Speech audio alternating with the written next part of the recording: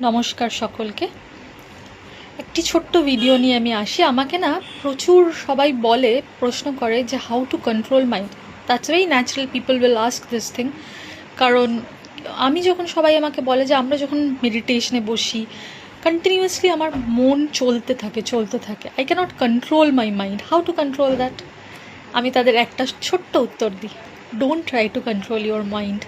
Mind is very tricky. The more you try to control it, mind আমাদের উপরে উঠে যাবে।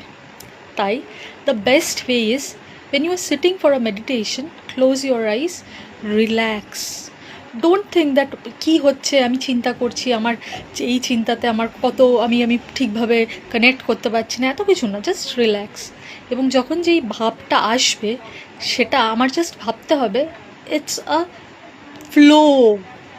আমার সমস্ত নেগেটিভ থটসগুলো ফ্লো হচ্ছে, ঝরে যাচ্ছে, পড়ে যাচ্ছে, পাশ কাটিয়ে চলে যাচ্ছে, ডিজলভ হয়ে যাচ্ছে।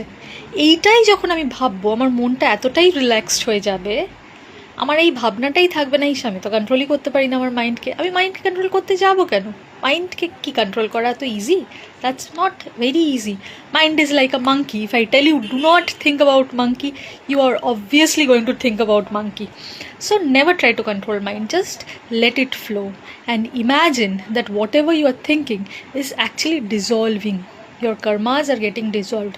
এবং meditation is always a practice. রোজ বসতে আমার ধীরে ধীরে একদিন আপনি দেখবেন আপনি ভীষণ ক্রাউডেড প্লেসেও খুব সুন্দরভাবে মেডিটেট করে বেরিয়ে আসতে পারবেন। Thank you very much.